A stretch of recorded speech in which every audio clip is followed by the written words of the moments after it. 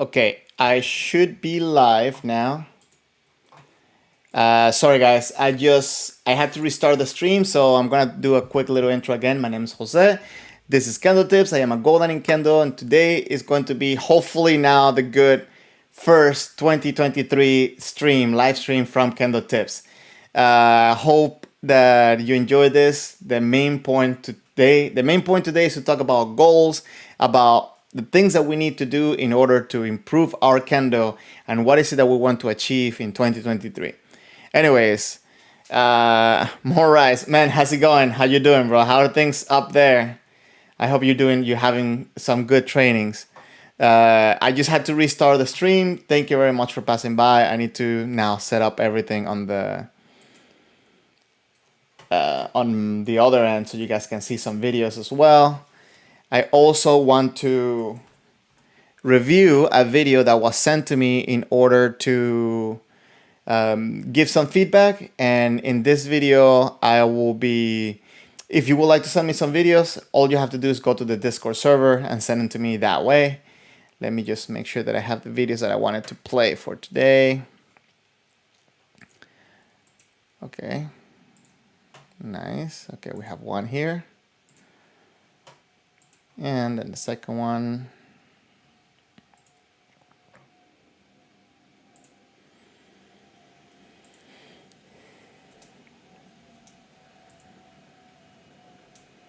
Okay, so have the videos. Now let me just make sure that I send the link to the new stream into the Discord server.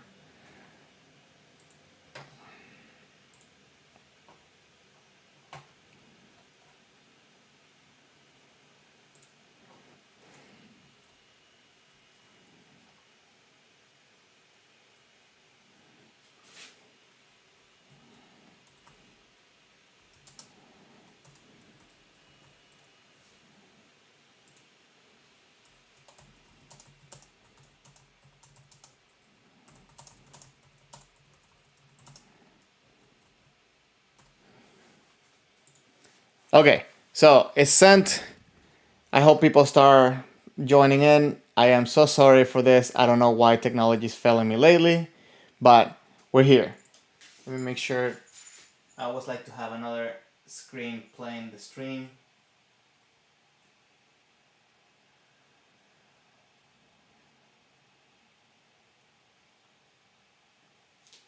Okay, so hopefully people will start joining on soon. Let me make sure that I have the right video in here. Okay, so let me just put it in theater mode here so it's easier to see. Theater mode right here. Perfect. Okay, so aside from the inconvenience, I feel like we're back into the loop of things. Sorry I got thrown off. I hope this is not an indication of how 2023 is gonna go, but we're gonna shake it off and keep going. Just like if you just got score Ippon, then you gotta keep going, right? You gotta now go and get yours. So, okay, my goal today, I have two main videos that I want to show, and I have a video from one practice of mine, and this is kind of gonna be the main breakdown I want to do about some of the things that I want to improve for myself, and hopefully some of the things that you would like to take into consideration to improve your Kendo. We're talking a little bit earlier on the previous stream that just got broke down, that many people want to feel again that they have the capability to go back into the dojo and there's something that you need. But my advice to that is just get into the practice, get into the dojo, and go to learn how to use your energy properly rather than just tensing up too much. Because we, especially at the beginning, when we want to be faster, we want to be stronger, we tend to use a lot of energy that we don't need to use, and those things actually make us slower. So today I kind of want to pay attention to some of those things. Again, if you would like to let me know your 2023 Kendo goals, I will appreciate that. Let me just put, I want to do a Q&A. What your Kendo goals?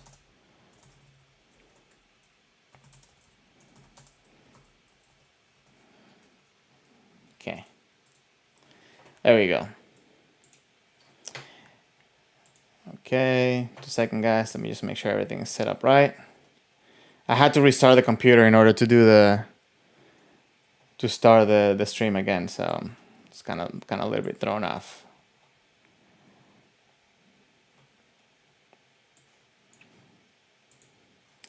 Okay, so let me go with this first video again. The previous stream that I did, I showed a section of this video. I think the Kenshi on the left has a really good presence, and it could be a really good example of some of the things that are happening during Jigeiko that catches us off guard, and it makes us feel that sensei or our partner is much faster than they are. And I kind of wanted to discuss those details. Shen, thank you for passing by. Happy New Year. I hope you get to have some good Kendo training this year.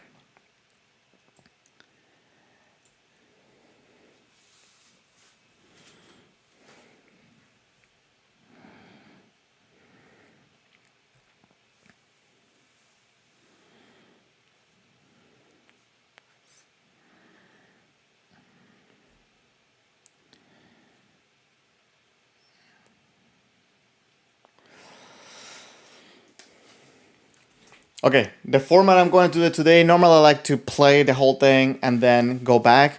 But because this video, it's, more than one match, I kind of want to go and study some of these exchanges one by one. Shen, you said you got Ada Sensei from Canada, Team Canada, to visit you last night. Showed up some very good techniques. Some very good drills. That's pretty cool, man. You should share some of those. That's great. Okay, let me tell you, at this moment, a lot of times, especially at low level Jigeikos, we get up, we're, crossing tips, but people may be still, right? The difference between being still and what's happening here is that the Kenshi on the left has a forward intention. If you see, he's not leaning back on his leg, so he's ready to move forward. The other Kenshi, he feels the need to kind of create some type of motion, and you're gonna see that he tries to close the distance, trying to get a reaction, which he doesn't get. And then the Kenshi on the left uses a moment of stillness to come in, make an opening, and make a technique, right? Watch.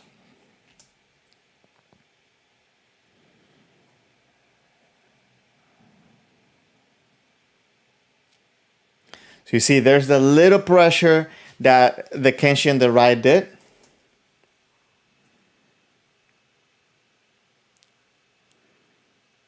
And then about here, you're going to see now that it kind of, the mood changed. The person on the right seems slightly more relaxed. Now, one thing that I want to point out, and this is something that I'm personally working on, is this flex of the left leg, of the back leg. When you have this flex in the back leg, that means that your weight is being pulled back, is being back. This could be confusing. Let me tell you something. In Kamae, we're told that we should have our weight on the back leg, right? 70, maybe sometimes you heard that 60-40, 70-30, but I think this wording can be confusing, because I don't want to, let me go back to the main screen like this. When I'm in Kamae, I don't want to be putting my weight back in the sense that I'm leaning back, right? Because then when I push with my left leg, the only way that my body is going to go, it's up, right? That's what you see a lot of people kind of do, the little jump in order to go forward. So it takes away from the ability to go forward. So you have to have your intention forward, your weight going towards your opponent, but the back leg is creating that motion, creating that intention forward. Yeah, the intention forward is being created by the back leg. So you have to be pushing with the whole leg. So if your knee is bent, then that means that you're supporting yourself only with the calf, and then you're going to spring. Like the back leg is going to be like a spring, but it's going to bring you up. If you have your legs straight and your feet in the correct position, as you release the as you release the front leg, you're gonna have the ability to then push with the whole leg forward. If you study, let me see, if you study the step when you see, for example, the All Japan championships and so on, that you see when they're pushing forward very hard, you're gonna see that the legs start straight. Then it does kind of like a little bit of a spring, but the main thing is that your weight cannot be on top of the back leg. It has to be forward, like you see here on the Kenshi on the left. And here, the weight is kind of back. But if he pushes, most of the energy is gonna bring him up. So you want to be in a position when you push, you're gonna go forward. Hope that makes sense. Could be very confusing. I think I need to make a video about this, but it is very interesting. Also, okay, so if you see here, let me go to the video. Okay. MMR, good morning. Yeah, good morning. I guess it's afternoon now, but thank you for passing by. Happy New Year. Okay, as you go forward, as we go forward in the video, you see, look what's going to happen. Look how he's going to move. Okay, maybe I went back too far. Okay, so as you see, the Kenshi on the left, he is starting the motion by pushing with the left leg, sliding the right foot forward, and he's anticipating his opponent moving, right? Both of them kind of moved at the same time, and then he took this motion to continue it towards his opponent. Great, man, great exchange.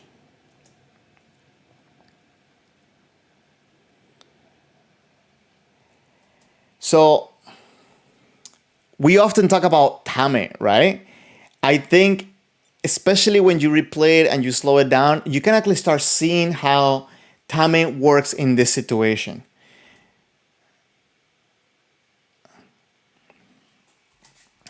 This approach is different than just sliding in at one tempo, right? If you notice the Kenshi on the left, he starts sliding the body, but there's going to be a change of rhythm. It's not that he's going to constantly go at the same speed. He starts creating momentum. There's a little bit of a resistance. And then when the opportunity is there, he shoots. So it looks like he's increasing speed, but I mean, it looks like he's exploding, but in reality, he's been creating momentum and just briefly held back to then shoot forward. Watch.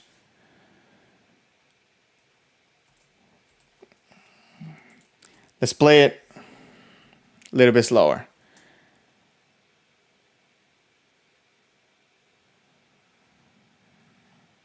He starts coming in and then he shoots.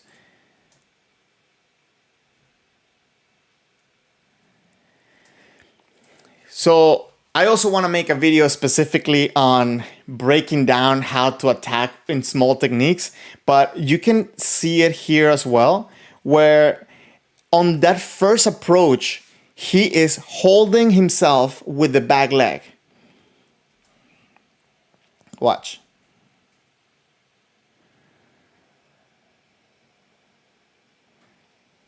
And then there is that little spring that I was talking about before. There's a little spring to push the body forward. But the initial push comes from the straight back leg.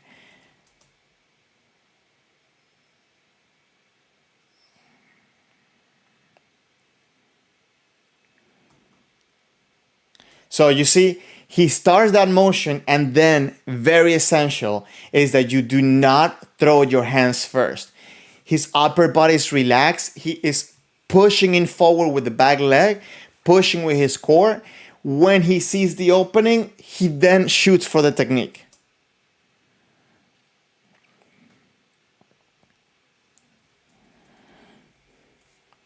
So does that make sense? It's very interesting. I really like this video. As a matter of fact, guys, I'm gonna put this video in the chat. I would recommend you guys to watch this video on your own at some point. It's a great, great, great video. Let me catch up with some of the comments. Jake, you're saying that this is the sort of spring movement that you're trying to work towards this year. So you mean the spring movement of being able to shoot with the left, with the back leg, right? And let's talk a little bit about how that leg moves. If you look in the video, again, if you look at this kamae on the right, he is being supported with the back leg, but this part of the leg, the upper part of the leg is mostly relaxed. So most of the weight is being held right here on the calf. And this is why many people think that, the calf is going to be the most important muscle to create motion forward. This has a delay to go forward. This kamae, all he has to do to start moving forward is let go of the right leg, because his back leg, it's already pushing him forward, and he's using the upper part of the leg. He's using the quads, right? He's not using the calf, and he's pushing his hips forward rather than being resting on the back leg, thinking that if you spring that leg, it's going to bring him forward, because if not, if you look at this angle, if you try to replicate this angle and you push quickly on this leg, where do you think it's going to take you? It's going to take you up, right? So very important. So let me keep catching up with some of the comments. Jake, you're saying it almost looked like he canceled his approach when his opponent moved forward to then turn it into a lunge. So if I'm understanding you correctly, you're saying that like he canceled his approach when his opponent moved forward, so that he was going to step in to do a step and then attack. I think you're onto something. If you look at it, okay, it does look like he's going to step forward, and I'm going to break it down in a second.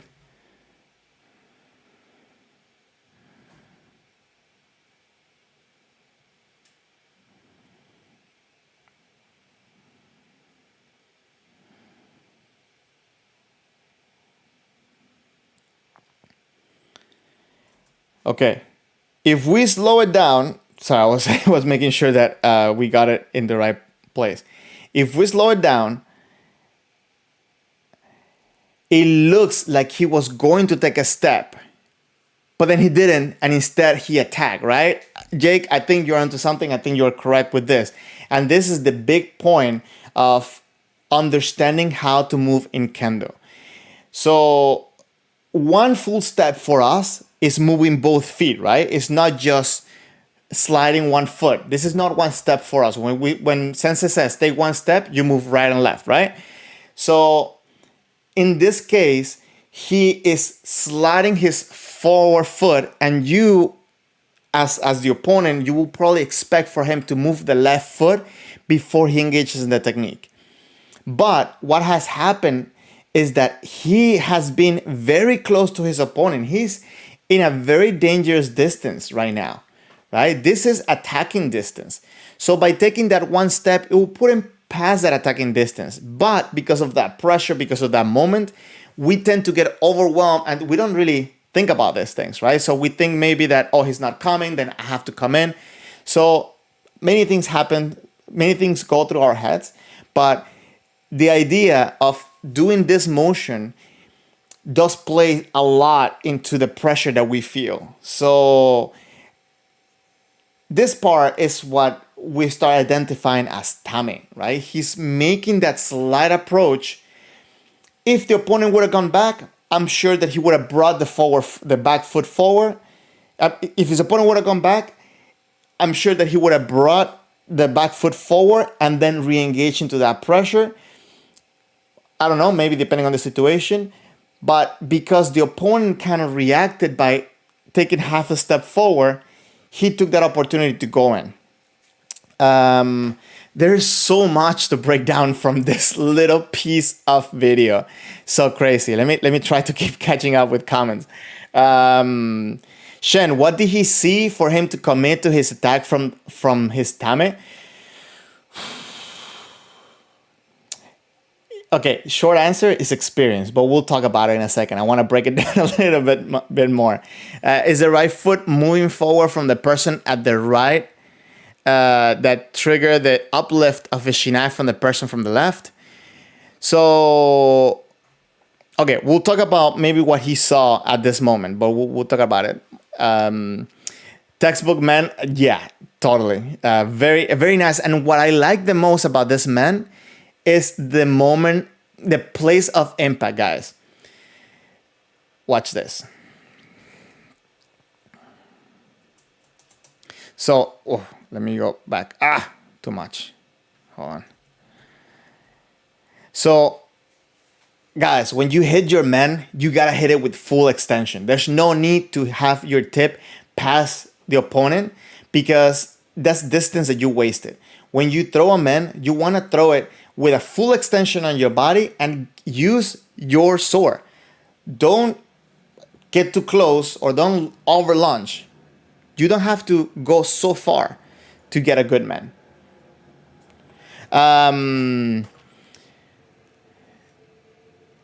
Gas, how are you? 8 days behind the time zone. What do you mean? How are you 8 days behind the time zone? What does that mean? 8 days?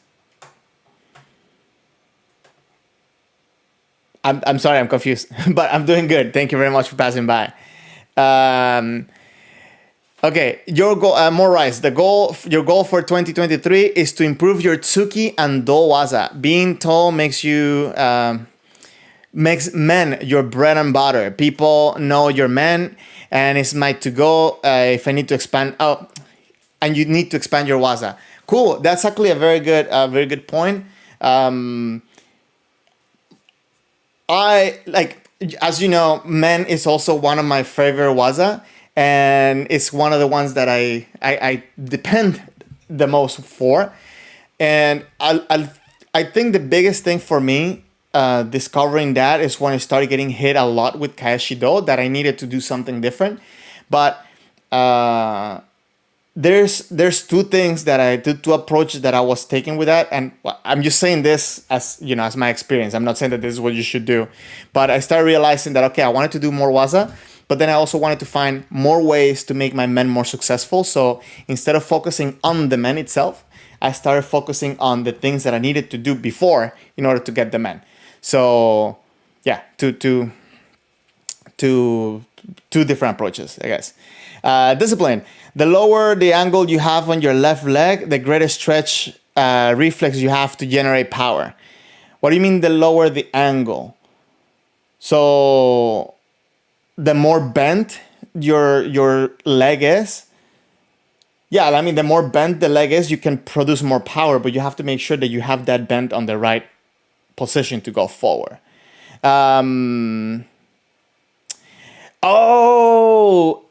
Okay. I'm going to say that was a mistake. Thank you very much, MMR, for letting me know. And Gas to letting me know. That's crazy. I need to change that. Let me see. I can change it. Okay. First stream of 2023. Sorry, guys. I did make a mistake when I was placing the title, and then technology failed me today, and I had to fix it up in order to restream again. So Morais is referring to the foot. Okay, the heel of the ground on the left leg. So yeah, there's a reason why they tell us to not lift our heel, because if you look at this kamae right here, sorry, I went too far. If you look at this kamae, there's many details to this. If you look at this kamae, I don't know if you can see because the YouTube things are in the middle of it. But okay, there. If you can see the left heel, his heel is not too high, right? But his leg is not on the right position. So there's a lot of things that we need to pay attention in order to build up a proper kamae. So it can get very complicated. Okay, Shen, you ask, what did he see in order to make sure that he could attack, right? Watch this. Maybe I did it. Okay. The one thing is that he's coming in with the intention of attacking. He's not necessarily committing to the technique in order to attack, in order to approach his opponent. But the one thing that I saw that it probably give me a clue or an idea that I could go is that his opponent kind of came in as a reaction to him. And because he stopped his motion, so if you see, he kind of wanted to do the same thing that he did. If you look at his footwork, watch it.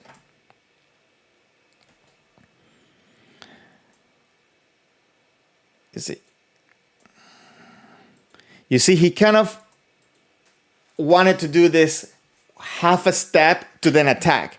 But because the person on the left did it first, he started that motion and he did this as a reaction, the person on the left was the one that was successful in coming in. So that being said, he had momentum. What he saw is that his opponent was committed to coming forward, but this thing you get from experience. And this is one of my goals for 2023. Understand better and pay more attention onto the reactions of my opponents and the reaction that my body has on their kendo in order for me to approach him or not. So this is one of my kendo goals for 2023.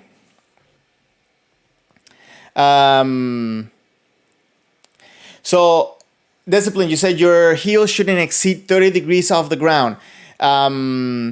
So the way I think it could be very confusing. I like to say 1 or 2 fingers off the ground, but like Kamae, again, as we saw with Ega Sensei when we're doing the video with the stream with Andy Fisher, he was mentioning that Kamae is not something that is just one picture, right? Like it's going to be fluid, it's going to be moving. So depending on what's happening, but I think that your assessment is correct. You shouldn't have it higher than maybe about 30 degrees. I like to say 1 or 2 fingers off the ground. That's just the way I say it. Jake, you said you're always told to keep your heel as close to the ground as possible to not give away movement to your opponent. Same with sliding the front foot. So why do we want to keep the heel closer to the ground? You can see it very well from this Kenshi. When he moves forward, beautiful man, by the way. Okay, sorry. Let me just find a. You know what? Let's do it here when he switched positions. Let's see if we can see the foot.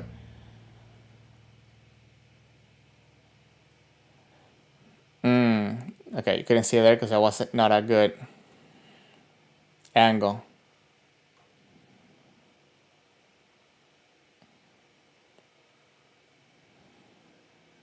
Okay, let me just break it down before we go too far. Why do we want to keep our back foot low and not high? Why are we always told don't raise your heel so much? Well, if you raise your heel, you're taking away contact area from your foot that can be used to push you forward. And there's a point in your foot when it's too high that you're pretty much not even putting pressure down on that foot. Maybe you're holding your weight slightly on it, but you're not really using it to create power forward. Remember, in Kamae, you want to be pushing yourself forward and have momentum. So if you were to raise your heel, guess what? You're gonna have to change your body in order to push forward, right? Because if at some point when you start pushing, and if your heel is high, you're gonna go up rather than forward. So you need to make sure that you have as much powerful contact area from your foot on the ground to bring you forward. The other thing is because the angle of the leg is going to be, the second thing is because the angle and engagement of the leg is going to be favorable for you to go forward. If you raise your heel and you have the same position, you're gonna have to bend your knee.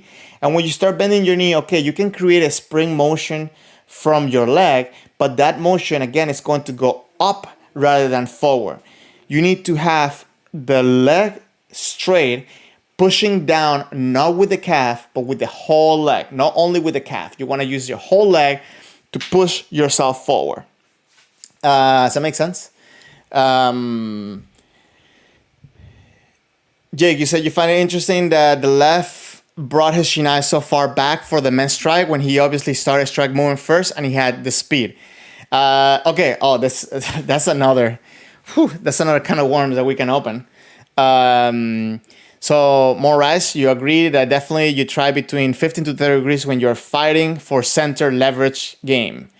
Two fingers are a great visual aid. So, I mean, for me, I like to try to make things simple and not to complicate it so much.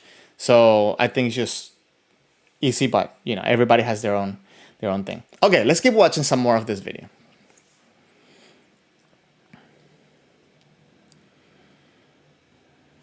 So this, guys, goal for 2023. Watch this first.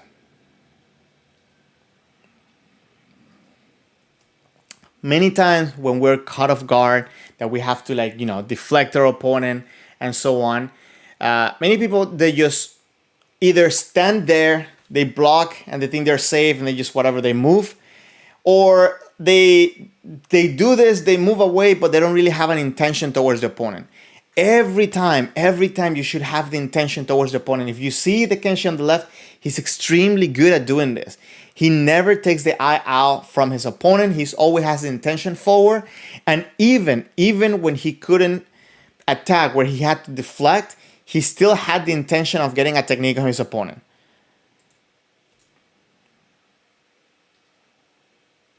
Right? So we can verify if he actually made contact or not.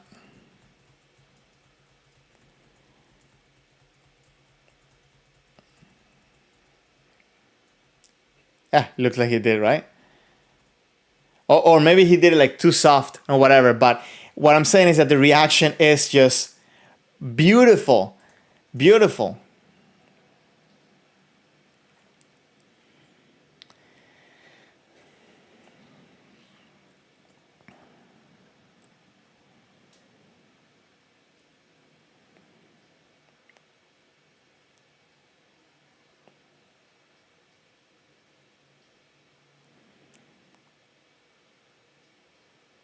Oh, okay. Okay. First of all, why do you guys think that this didn't work?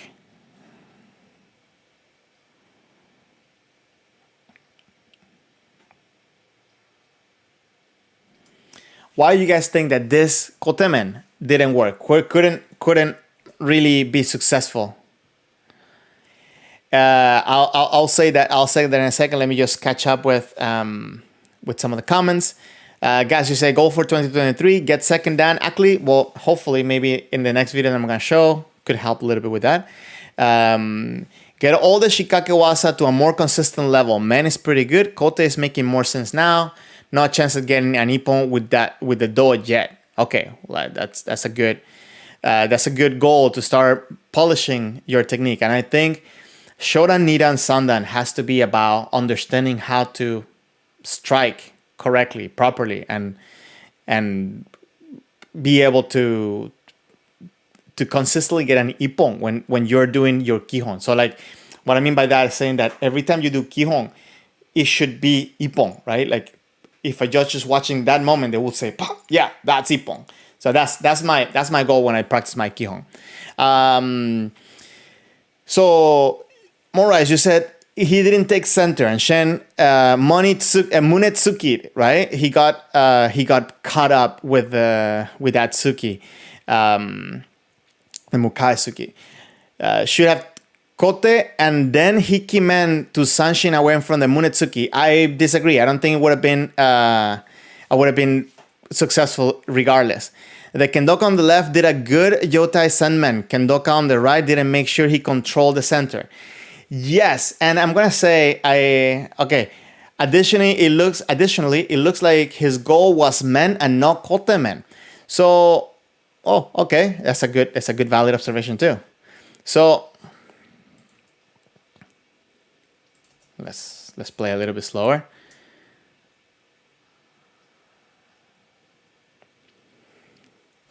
So the whole didn't control the center. I understand it, and maybe the opponent on the right felt that he controlled the center, right? Why? Because his opponent gave it to him at some point, right? At the moment where the kote was coming, you watch.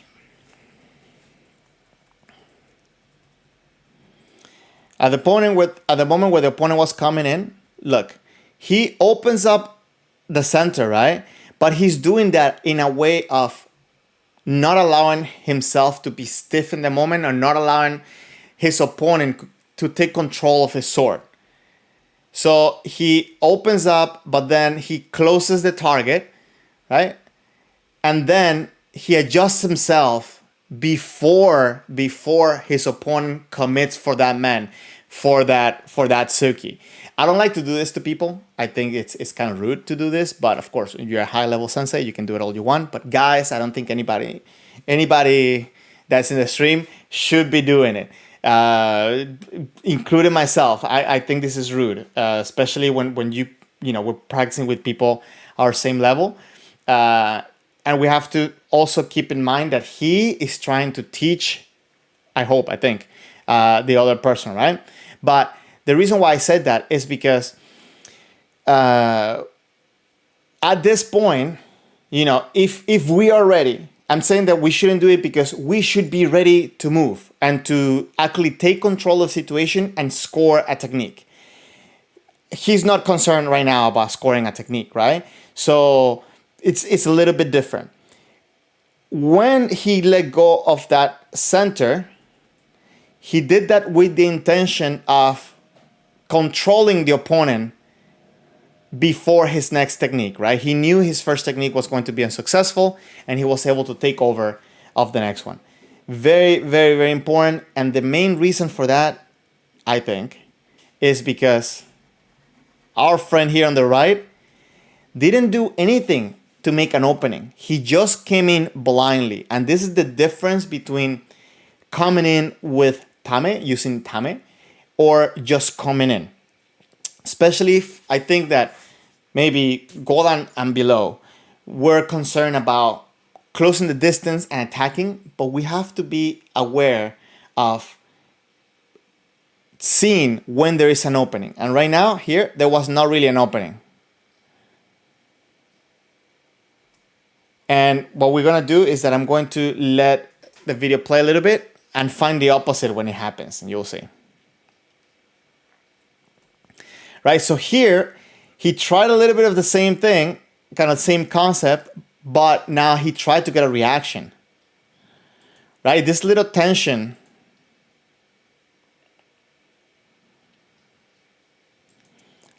But, guys, I know I'm talking a lot, and well, mainly that's all I can do here in the stream. But I hope that what I'm saying, I can transfer what I'm thinking about.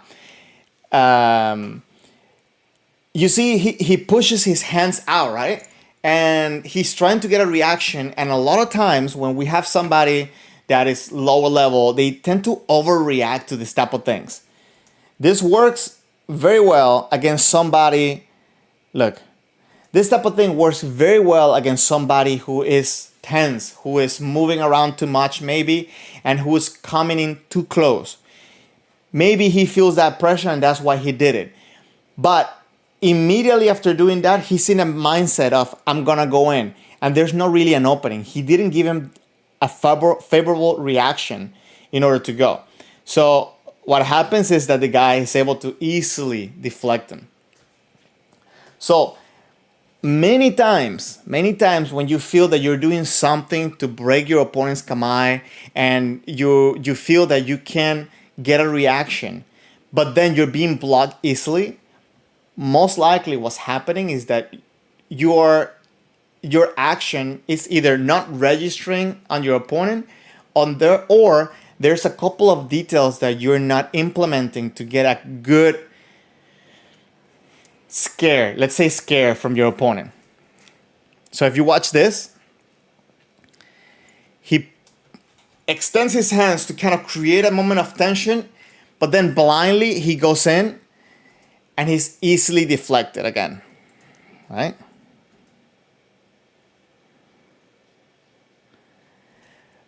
How could he have done that better? Because obviously this stream is about how can we do this better.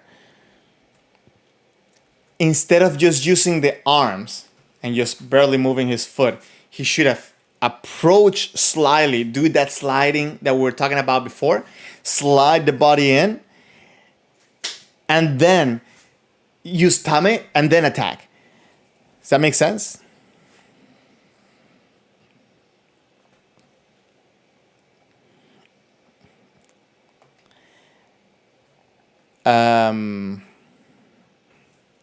Hope that makes sense. Discipline. You don't see any rudeness is better than blocking and giving up your center. Your tip's supposed to be pointed at your opponent at all times. You failed your kendo when you break your center. Have you done that to your sensei though? Have you received a mukaetsuki against your sensei? Like how does that work? Because again, the reason why I'm saying it's rude is because you're holding yourself, you're grounding yourself, and you're not really being ready to attack. And when you're with your sensei, you're supposed to be learning, right? The mukaetsuki on a shiai, for example, it will not score you an ippon. And in a lot of the cases, even if you might even make contact after the strike, you can still get scored on. So it depends. I'm saying if you're this guy, if you're at this level, I'm saying yeah, go ahead and do it. But for a lot of us, where we most likely are the students, not the teacher, I think it can be rude, especially when you do it to senseis, or if a sensei sees you do this to younger students.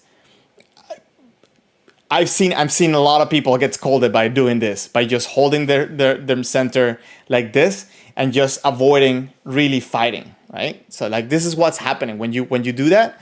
Most of the times, unless your sensei says okay, right? Everybody's going to have a little bit of a different approach on this.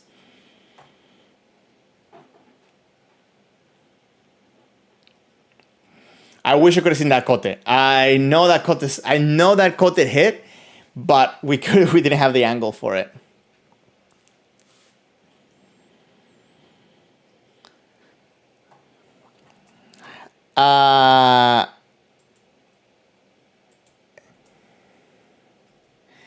This is, I don't know if you guys can appreciate how cool this is, but look at how he receives that man. Right? He does a kaeshido. He does a kaeshido, but on the opposite side. This is, I think, one of the coolest kaeshidos that you can see. Look how smooth. One more time. So smooth, so patient, and so effective, right? This could be tricky to execute, but when it comes out, especially when it comes out like this, I think it looks very nice, and I think it's a very nice technique to have in your repertoire. But it's not something that is very easy to execute. Discipline. He was ready to attack. He had the kote in check, and Doka on the right didn't make sure he broke, so he paid the price. Oh, Ash, you say ukedo. Okay, sorry, my Japanese is not that level. So, yeah, it's sometimes used as a katate wasa. That's pretty cool. Yeah, and this is something that is not. Very few people get to see this, especially get to experience this. But this is a cool technique to start putting in your repertoire. Discipline. He was ready to attack, and he had the kote in check. And Doka on the right didn't make sure he broke the center, I'm guessing. So he paid the price. Again, if in this case, I'm not saying that what he did was rude. Please don't take me out of context. What the Kenshi did to hold his opponent is not rude. I'm saying that when we do it, that we shouldn't be doing it, because we should be going in for a technique. We shouldn't be there just standing. He's doing this in order to maybe teach a point or whatever, but it's not. I'm not saying that what he did is wrong. I'm saying that this is something I don't like to do, and a lot of times it can be perceived as rude, and many senses will tell you don't do it because you're just being, in other words, you're just being lazy. If you're just standing there waiting to just hold the person and the center and just show how good you are at avoiding their sword and going on their sword to hold your center, you're being rude because you're not really doing Kendo. You're just standing there, and I'm sure that a more experienced player will be able to break that whatsoever. If you're trying to teach somebody to to like break the center, okay, that's another level, and that's probably what hit this guy's doing. Don't take me out of context, please. Morais Tamura did that in the Taikai, and the crowd said, "Oh yeah, the doll. Yeah, it's a pretty cool doll."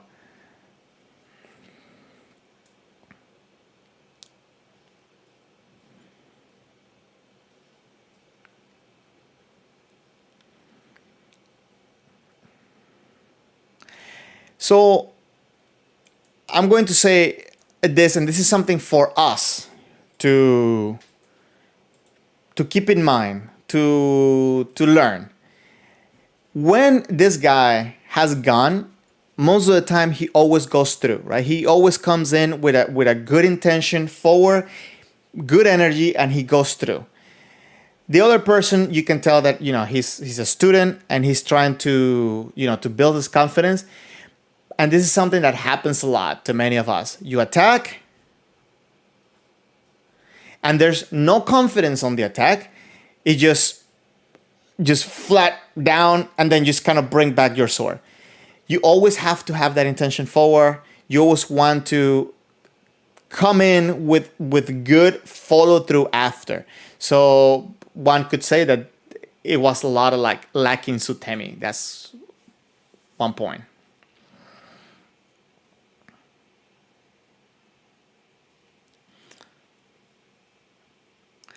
You're seeing a lot how he kind of approaches scare to his opponent. You want to avoid that as well.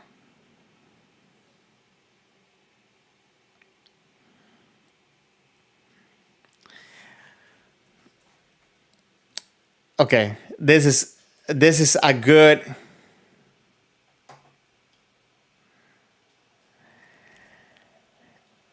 What is happening here? Same thing that we saw before, right?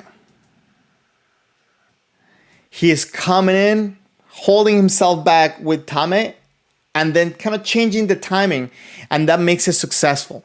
But the main thing is that his opponent is just standing there. Guys, when you're doing Ojiwasa, especially things like Kaeshido, you don't want to be standing still because you come into a very defensive position, and it is hard to actually have a forward intention to return the technique to the opponent. So if you see here, you see, he's just standing still.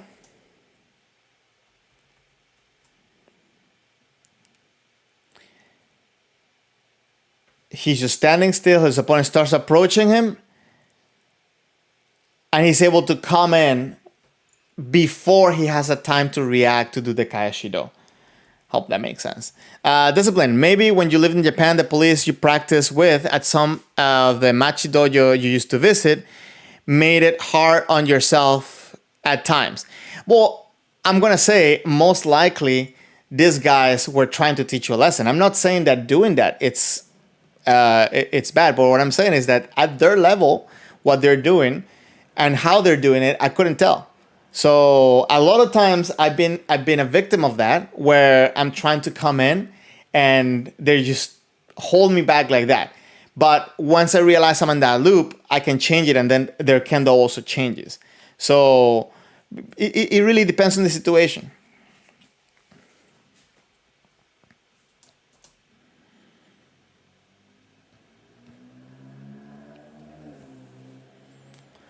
So now you see the other side. So if instead of being standing still, waiting for the opponent to come, you actually put the pressure forward, it's much easier not only to catch the sword, but also to get out of the way and return the technique. So if you watch this here, see, he's putting pressure forward. He's in the forward motion to hit that Kayashido. More time.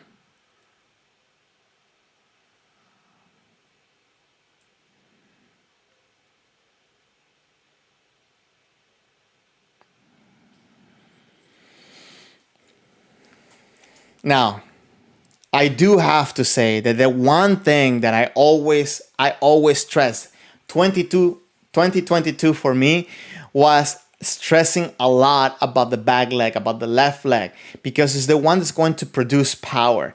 And if you watch here, look how he approaches his opponent and how he tries to bring power from the left leg after he moves. So right now he starts the motion by pushing forward. Watch. He pushed forward, right? You see that there's a little bit of bend on the knee after he moved forward, because then he's gonna push in. You see he's straining it to bring the left forward and immediately re-anchors it. Again, straight to then push forward to get the Kayashido. So don't get me wrong, the left knee does bend at times. But if you have your knee bent while you're in Kamae, your force is going to go forward. I mean, your force is going to be up. What you just saw is him with the leg straight, pushing forward. And as he pushed forward, the angle of the leg changes. And then you can have that little bit of that spring action, right? But whenever he's not moving, he's looking to bring that leg back up in order to start creating energy again. But the main thing you always have to keep attention is that when you're doing anything, you are trying to push your opponent, you want to push with your back leg, re-engage the back leg in order to do pretty much anything.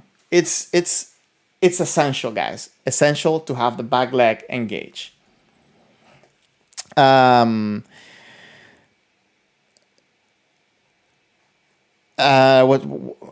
am I at? Jake, you always get a laugh when you spar with your sensei and he gives you a blatant opening and always immediately hesitates because it's either a trap or just a feel too easy.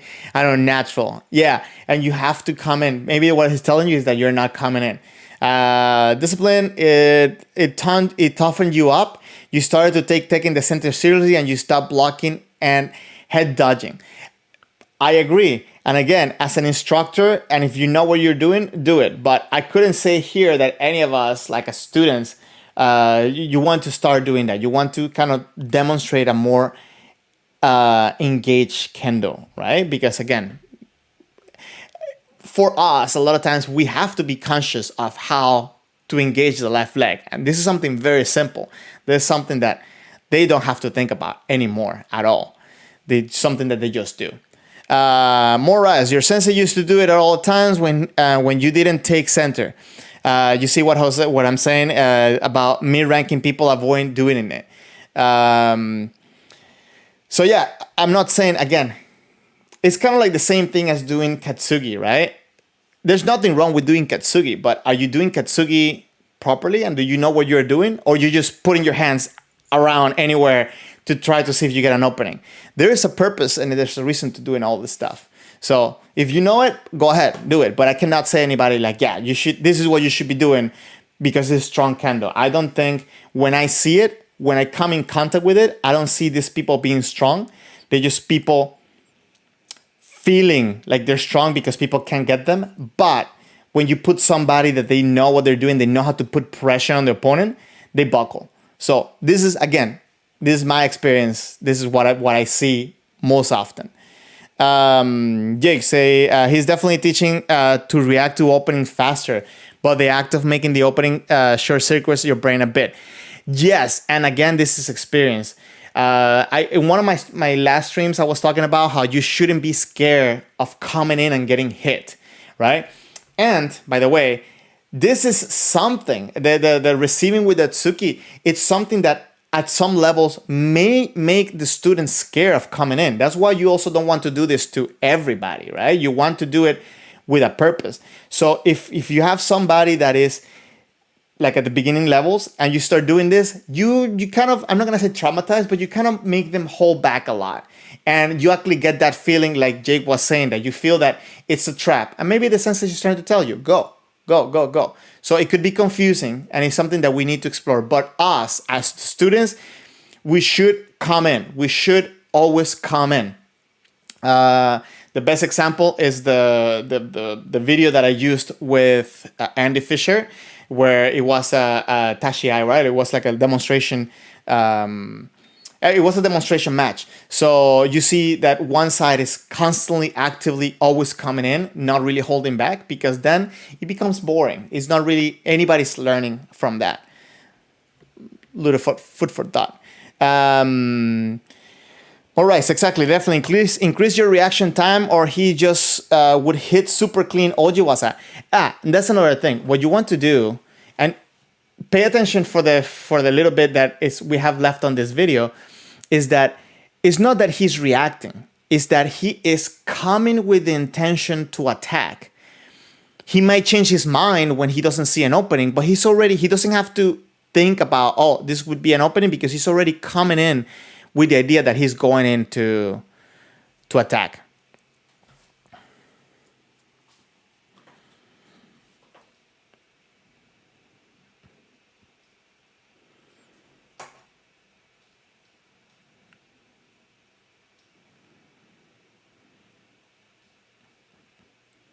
See, when he comes in,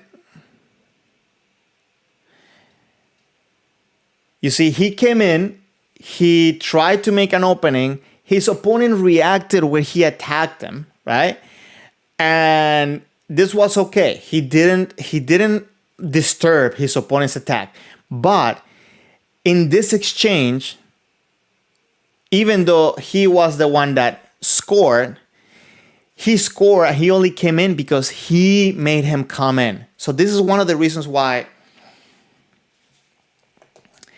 I always like to say, come in, don't care about getting hit, is because every opportunity is a learning opportunity. If you watch this exchange,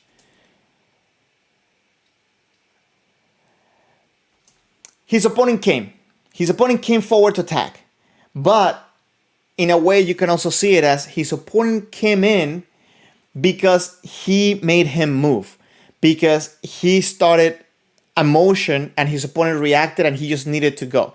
So even though maybe it wasn't a successful opportunity for him to get a technique, it is a learning experience, because you start understanding what is making my opponent come, what is making my opponent hold back, what is making my opponent open up.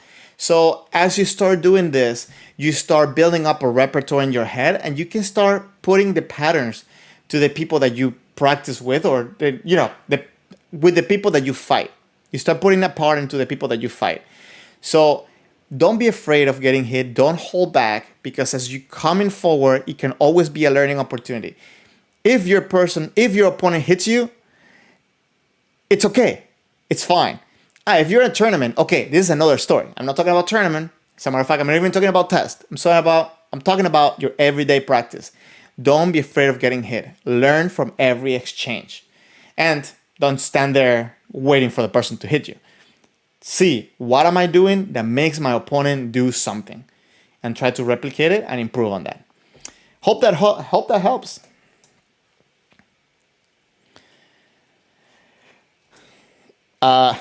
You wanted to practice your Tsuki? That is such a good approach. Let's break it down for a second. That's pretty cool. Okay, hold on.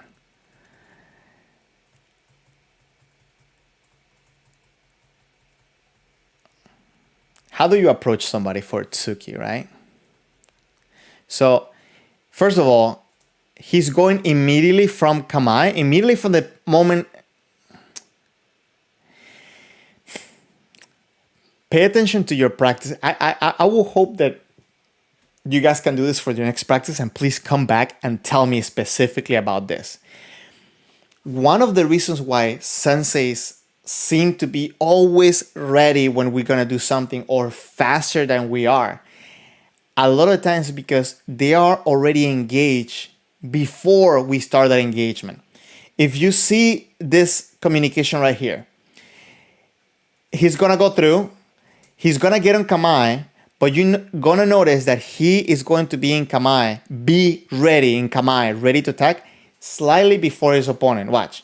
So here at this point, he's already ready. He's still adjusting forward and backwards, right? It's such a subtle, this is such a subtle moment. Put it in slow motion and, oh, sorry, I put the wrong thing, sorry.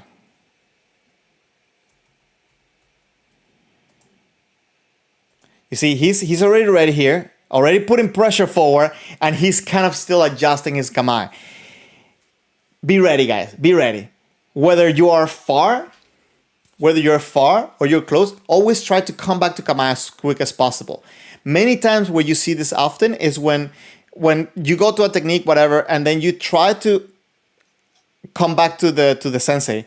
So he will be ready by the time you turn, but you get ready as you're walking to sensei. So this is something you want to avoid. You want to be ready at all times, whether you're far, you're close, whatever, be ready. He was putting pressure on his opponent before he was in kamae.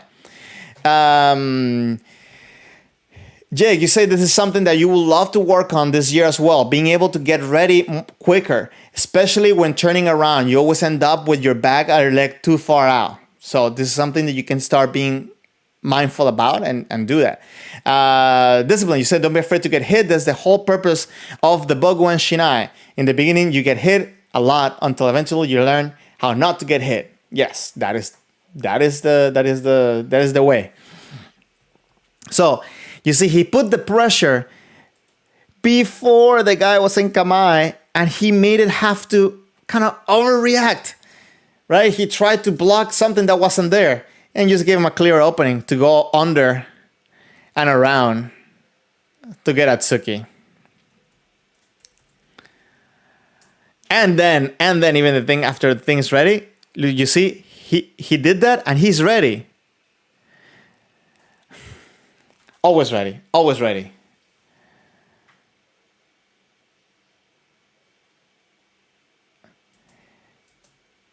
It's always ready, always going forward, always ready.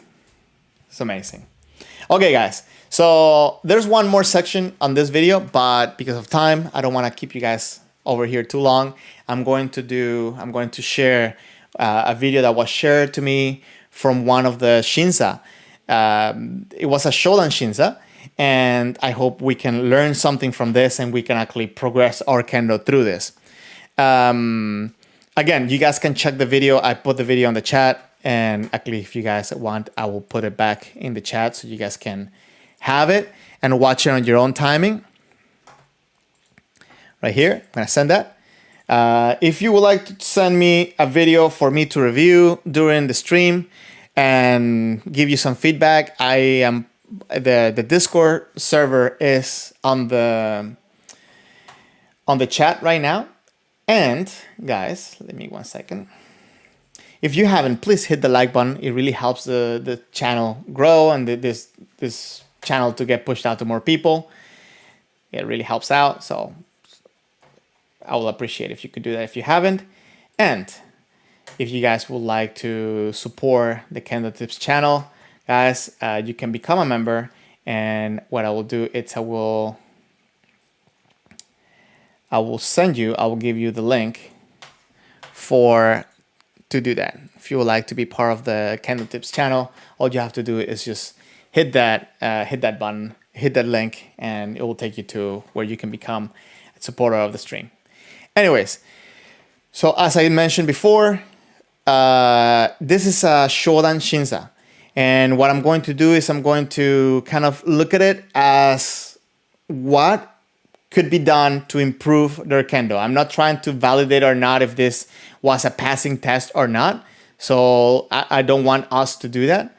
I want to see what in general we can work on and what he can take in order to improve their kendo. So if you have any constructive criticism, I will appreciate it.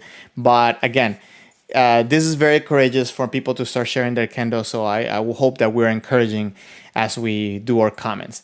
And the other thing I want to do is that if you remember, if you go into the Discord server, I have a resources tab. There's a resources tab, and in there, one of the pinned messages is a testing guide all the way to Golden. So in this guide, what I'm going to do is I'm going to kind of talk a little bit about the points to take it to the next level, which is for Nidan. I'm going to do that real quick. Let me just put that here. Let me see if you guys can see this. You guys can see this in the screen? Yeah, right? Is that big enough? I hope. So I'm going to review real quick some of the elements for Nidan. And one are the components of a strike: speed, skillfulness, and accuracy better than Shodan level. So pretty much is, have you worked on your techniques? Jake, you were saying that you want to work on getting Ippons in some other techniques more than just men.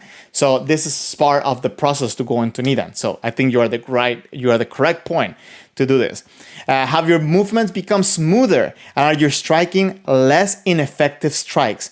So what this means, and again, you can go to the guide to read what this means.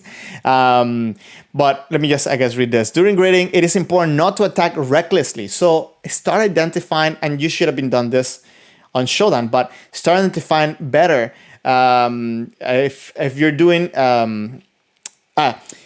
it's important to not attack recklessly, right? To start identifying where the openings are. If you're doing Kakari Geiko, but rather minimize the amount of useless strikes and focus on strikes at critical opportunities. So when you're doing Kakari Geiko, for example, you want to make sure that you come in with a proper technique and you start going good distance, good speed, good sanshin, good sutemi, and all this stuff. You're focusing on your opponent's movements. Okay, just introducing page 44. Seize the opportunity to strike when you notice an opening as you're focusing on your opponent's movement and never let it slip by. So if you notice here, the concept of seme is not being introduced because right now, this focus here for this guide is more on the mistakes that your opponent can make. So in other words, be ready and notice your opponent's mistakes so you can capitalize on that. Okay. I'm just going to do it briefly real quick. So the number 3 is the lower back or the hips stable. This for me is very important because this is what's going to connect your lower body with your upper body. This is going to help you with Rensaku Waza. It's going to help you with the ability to move in and out of distances very well. So if you don't have that, it's going to be very, very hard for you to do it effectively. Is there a display of Uchiai Tsunagi within the exchange? Uchiai Tsunagi is not letting your guard down after your strike. A great example we just saw in the video previously, what I mentioned that when there's an exchange, the person goes out and the one that we assume is the higher level is always attentive to his partner, right? It's not just letting his guard down. How quick they go back into Kamae. All these little things have to do with this. Right after your Datotsu strike, it's over. Do not let go of your feelings, but get into an attack ready posture and Kokoro Kamae as soon as possible. So when we're talking about Kamae, my last video, we're talking about Migamae and Kigamae. This is the point that they're trying to make. Your mental readiness should be there as quick as possible. Are you sufficiently comfortable using Shikake Waza? Okay, this is pretty straightforward. So these are the points that I kind of want to keep present in mind as we go over the review for this video. Okay, hope you guys enjoy this. I hope we can learn something from this.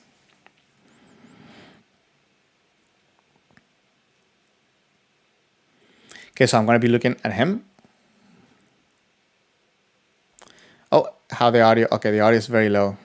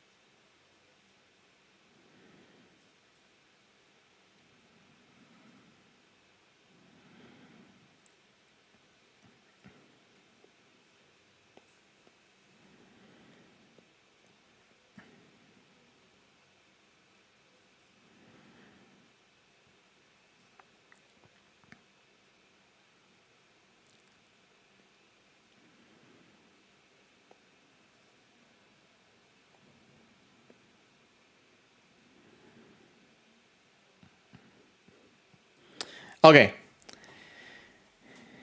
Let's see the Sonkyo at the end. Very nice. Very nice. Okay. It's a couple of things I want to start mentioning in order to build up stronger kendo. So the first thing I want to mention is the position of the hands against the kamae. So I know you're very tall. I know he's very tall. And it could be very difficult to fight against somebody that is so short, right? But you have to keep your kamae. Your kamae should be one. And I don't know if the hands are down here because of the height of his opponent or because this is normal his kamae. But one thing that I like to keep in mind, especially to build up at the early stages, it's a good, strong kamae. The hands should be in a position where you can use them to deflect, but also attack at the same time, that you can add speed. So when they're so low, the arms are already stretched out. So there's very little extra speed you can add to the shinai because you're already extended. So you should bend your arms a little bit. My point of reference is having my left thumb knuckle in front of my belly button. I like to do this in order to make sure that my shinai is going to be not so away from my body. Also, and this is like a little bit of a joke, in the angle where it is, if your opponent comes in and gets stuck on it and your shinai gets pushed back, it's going to hit in a very uncomfortable place. You want to make sure you also avoid this. So this is a number one thing. Discipline, are you asking if they practice at the same dojo? I have no idea. I don't think so, because I can see this is an all USKF event, and I feel that this is a maybe Yondan and above table on this side, or maybe Goldan and above. I don't know. I could be wrong, but yeah, I think this could be a fairly big event, and chances are that they don't.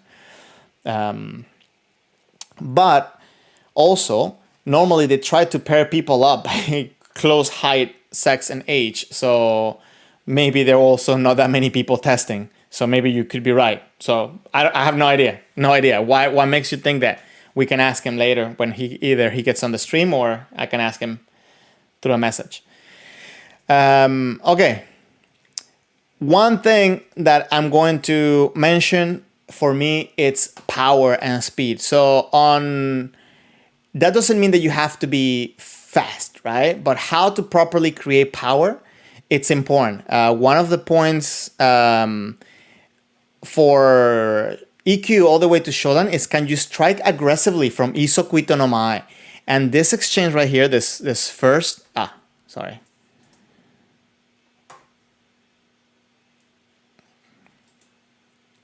Where was it? Where'd it go? Hold on.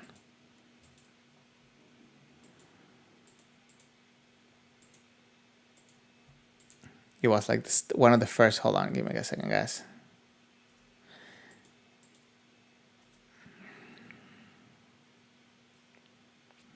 So if you notice this exchange right here, it's not necessarily that you have to be aggressive on your attack, but your body has to come with power. And the way that you're taking this step here, hold on. So you see here at the very end of the attack, your body's kind of going up rather than forward. This could be where either because, and let me see real quick, maybe, I think maybe it could be because you twisted your left leg at the last second, maybe. No, it's not that. Or it could be just the angle where you're pushing.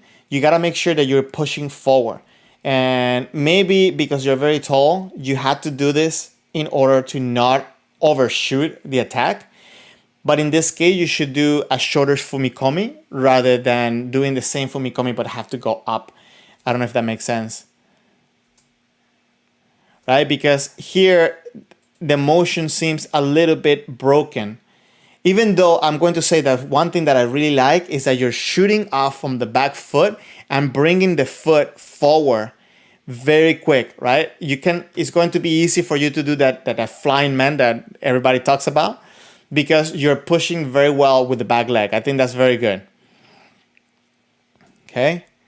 I think that your connection with your opponent after you go through is very good, but I personally prefer to go a little bit further so that when you turn back and come out, you're not so close, right? Especially when you have an opponent that is maybe doesn't feel so confident to go through. You don't want to be so close to them when you turn around. Jake, we have a guy at your dojo. He's super tall and he has a similar problem of needing to lower himself down a lot to his opponent. Sensei keeps telling him to use his distance to his advantage. Yes, and as a matter of fact, there's an article, I think it's in the resources tab in the Discord server, that talks about different types of opponent, like so fighting a tall opponent, fighting a short opponent. And one of the biggest things being a tall opponent is that your short opponent has to approach you in order for them to feel that they can hit you. So you can use this in the advantage because you can catch them as they're moving forward. But as tall as you can be, you also have to learn to understand how to use shorter steps. And I think this is the main point here. Understand how to effectively use long and short fumikomi. I think it's a very good tool.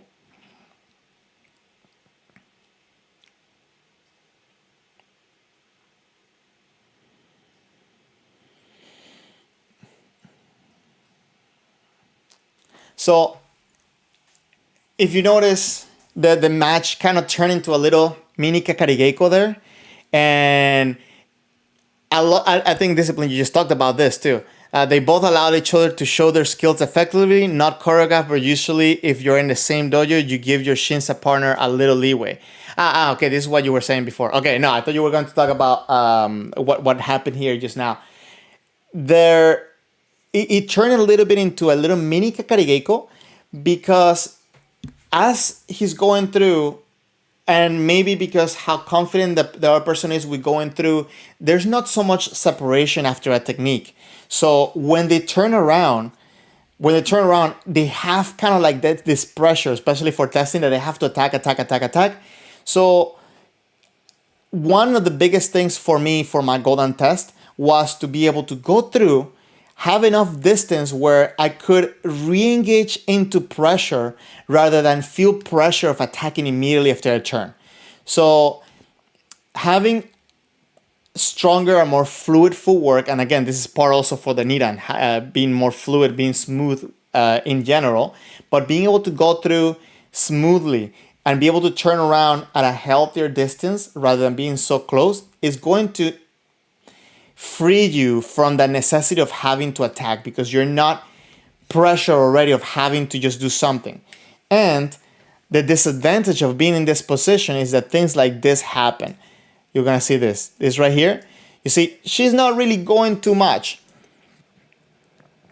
Okay, this is not the exchange. Hold on. One of the exchanges when he's on the other side. No, I think it's here. Right here. You turn around, maybe? No, not this one. This kote right here. Okay, so this one, they started with a good distance, right? But at this point, he's going backwards.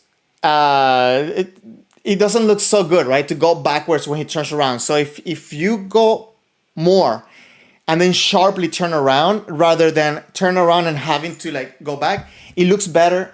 It also shows that you have energy in your body, because what ends up happening, and I'm going to show another video about this specifically, what ends up happening a lot of times is that when you do a technique and you go down, and this happens a lot when you have to go up first, you go up and down, you have to push yourself out of the situation. You have to push forward to create momentum and to get out. But if you're coming with a good momentum forward, it's really hard to stop. So you just go in and you keep going through.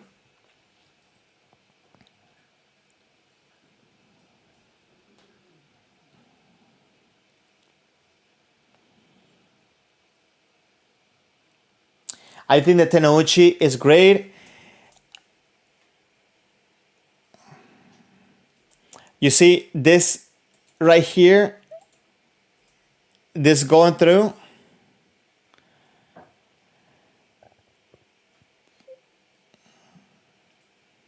this going through kind of like a round and things like this is very, you want to start moving away from this. And the way you move away from this is having a lot of power and energy going forward rather than having to go around your opponent.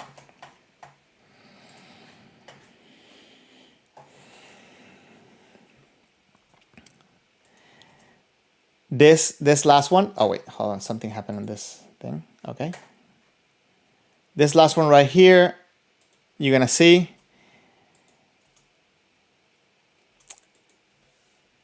Guys, you know why we want to keep our heel straight and our foot straight forward?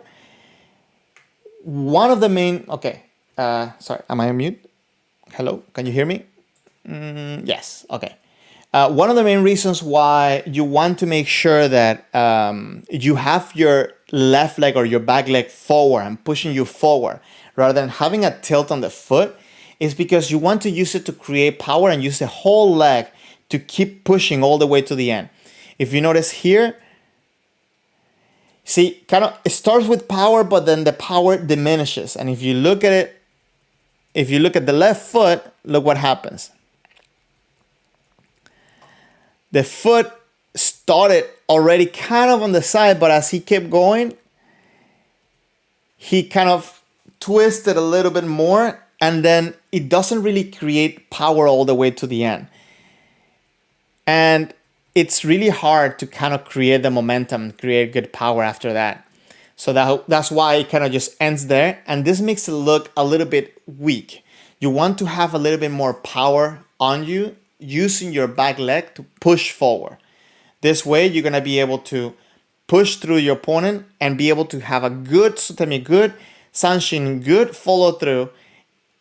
And it's just going to look better. It's looking much better.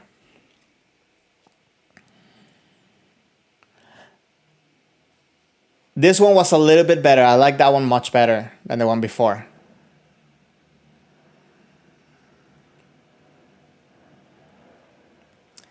Discipline, that is correct. You need good Sonkyo. Sonkyo, it starts putting, it's like a check mark on your performance.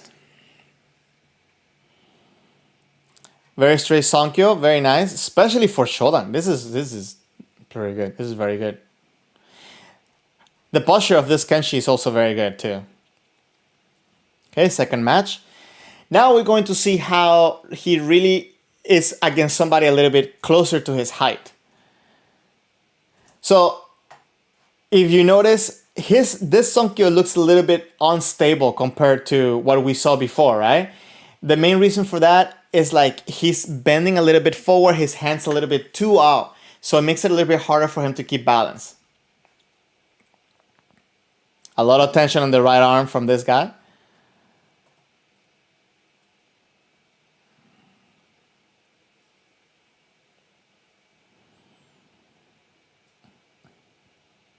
Very active, very good.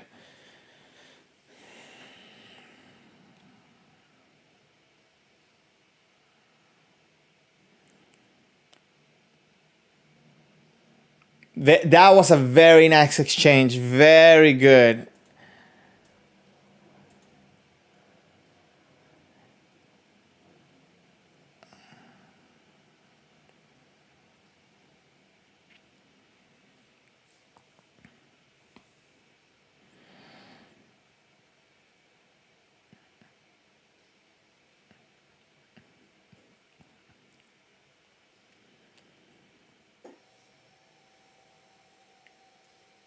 Very nice posture.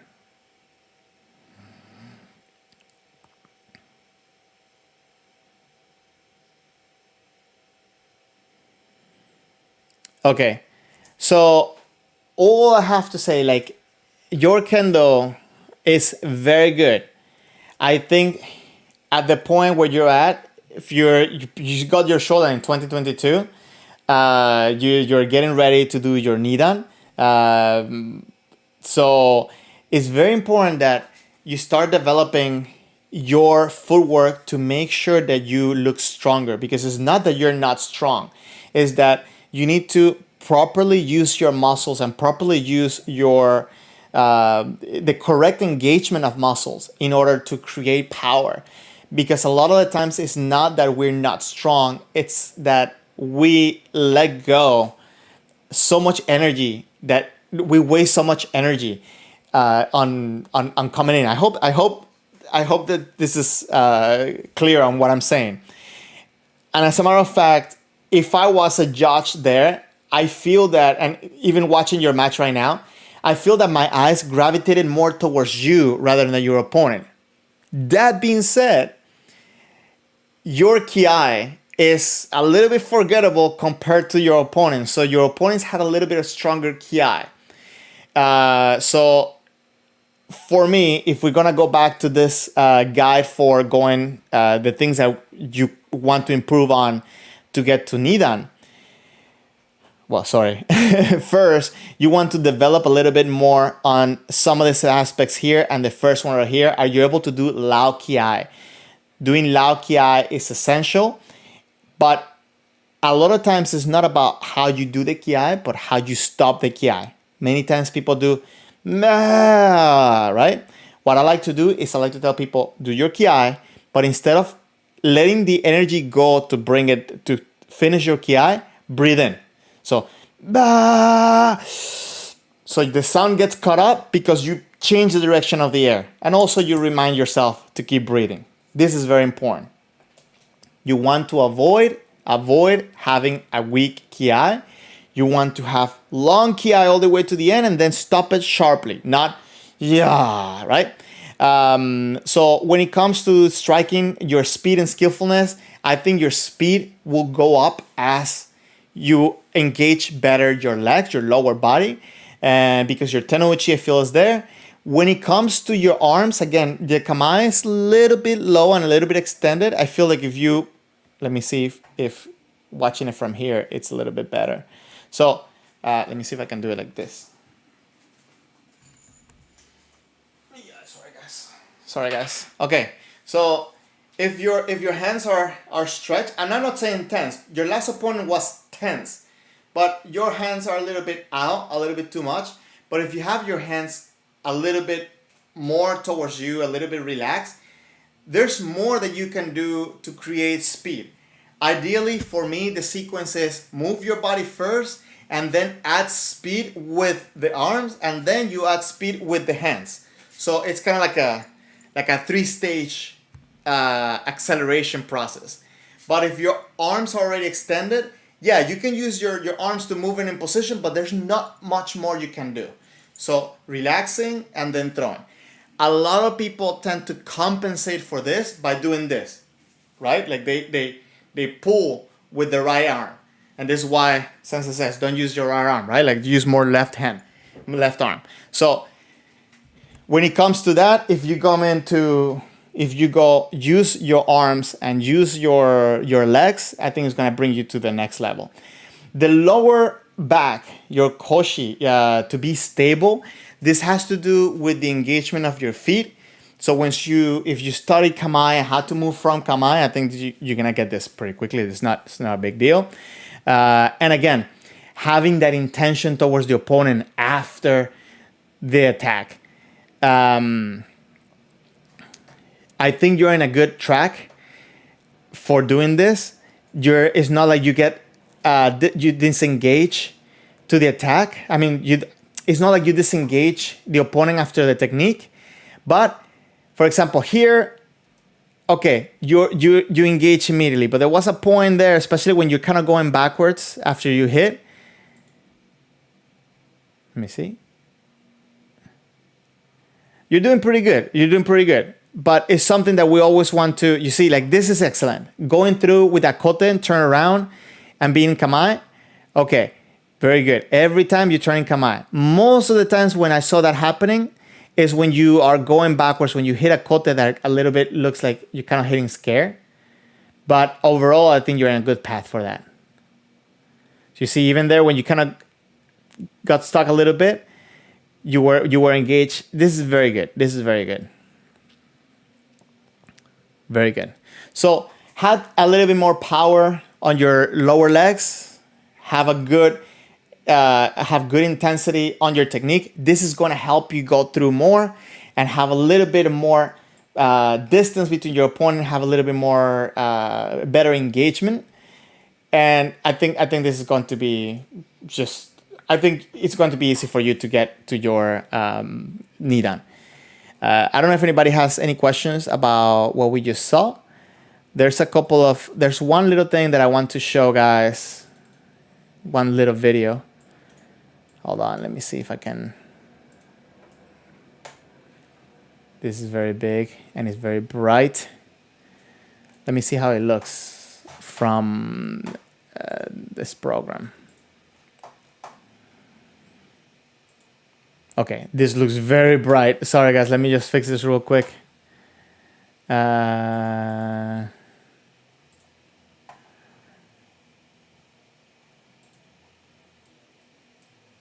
me see.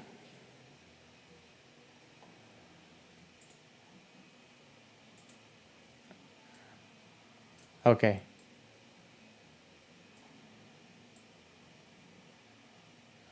Oh, it looks horrible. Sorry.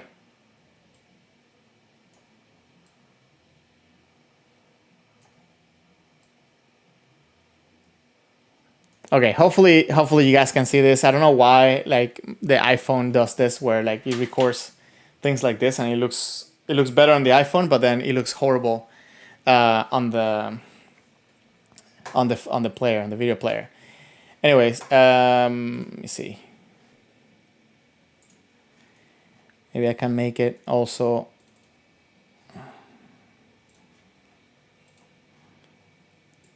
a little bit bigger here.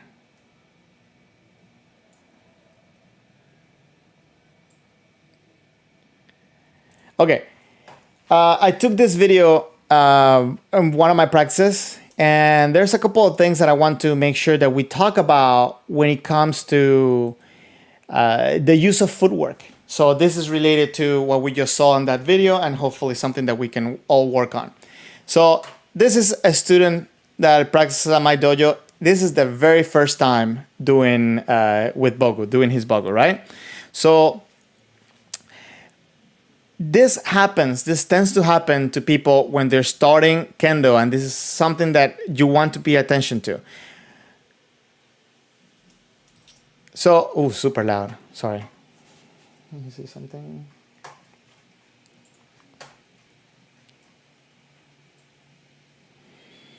Okay, so if you see what's happening here, okay, he's pushing with the back leg, but he's landing all his weight on the right foot, right?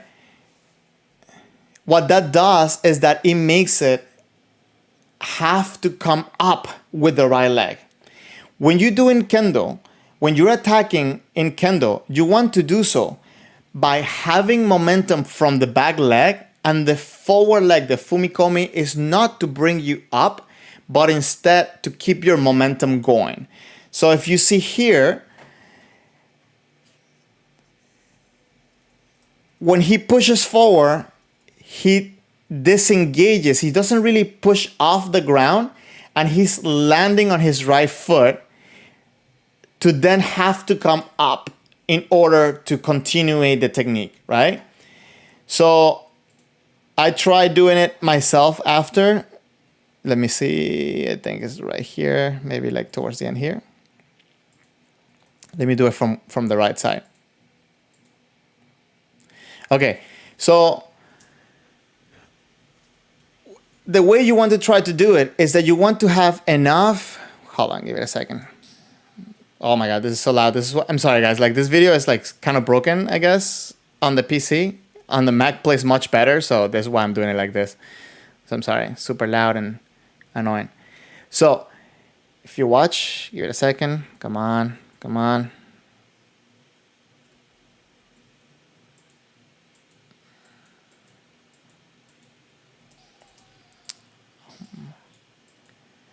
Oh my God. Okay. So if you see here, what I'm trying to do is I'm trying to push off from my back leg, and then instead of landing on my right leg, I'm bringing it down to keep my body at the same level. And instead of making my right leg push me up, I'm trying to make me go forward, to help me go forward rather than up.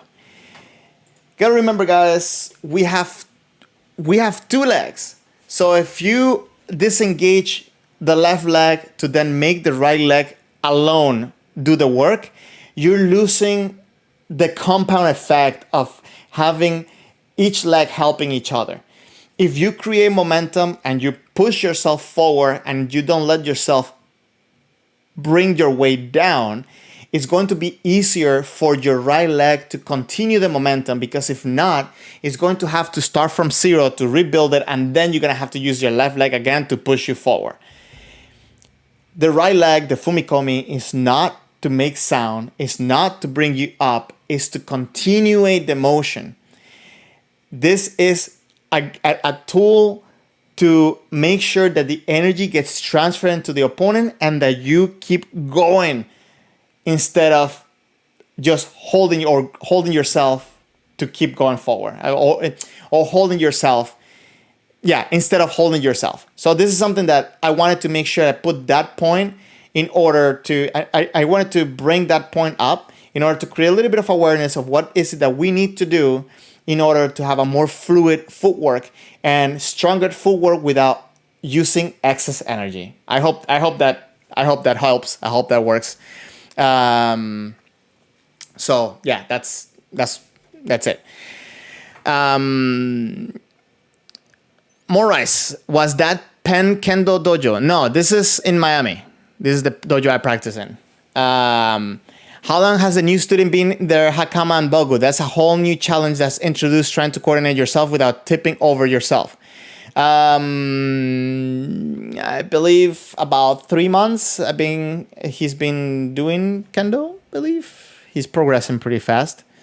But yeah, I think about 3 months. Jake, you think it was either Andy Fisher or myself who said to do a good fumikomi, you don't stop with the fumikomi, but you actually strike thinking of the step after the fumikomi to help with momentum. So, yes, and as a matter of fact, one of my favorite books is The Approach to Kendo Levels. Oh my God, the book that Sotaro Honda Sensei wrote.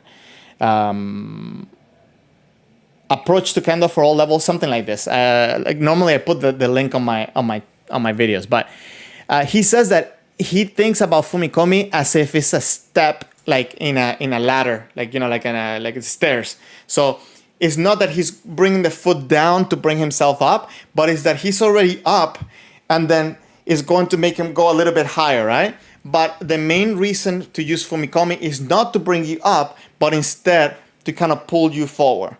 It's I think it's the same concept for everybody. And I do say, I think in the last stream I actually mentioned that one thing that it helped me a lot is when I was in Greece, one of the senses kind of brought this up, that you do fumikomi and then you think as you're gonna do another fumikomi. And as a matter of fact, I think I have a video on kotemen that probably is going to be a good example for that. No, it's not this one. Hold on.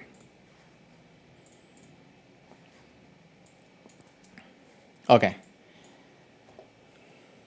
Let's see. So this video is with kotemen, but I wanna show you guys. I think it was the last kotemen that I wanted to. Oh, I guess this kotemen is the last kotemen. And is the sound too loud? It's super loud for me. Let me see. I know. I think I know why. Give me 1 second, guys. Sorry.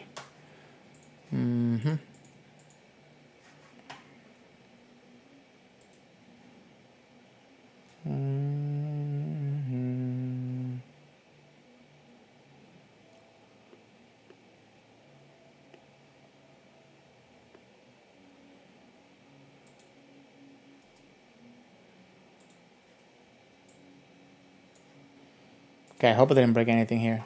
But let's see.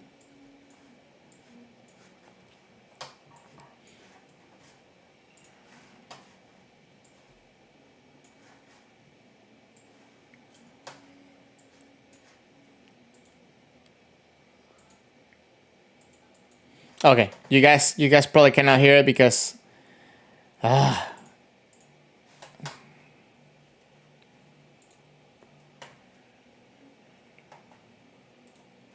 I'm gonna use it here.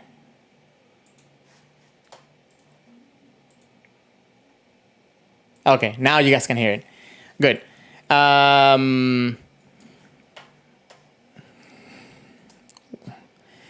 So when you tell people do men, like you just saw the student do before, they tend to drag the leg. But when you tell people to do kote men, normally from kote to men, the left leg comes in pretty quick. And if you can see here, when I do kote men here, sorry. If you see, the left leg is coming in pretty much as I'm getting the target, is ready to go for the man, re-engages to go forward. This is the same thing that we should be doing. As a matter of fact, I think I should have brought that left leg a little bit quicker for that man after. I should have been thinking if I'm doing kote men, right? But if you tell people, okay, just do men, normally they tend to drag the leg. And if you tell them do kote men, you're gonna see that they do a much smoother step.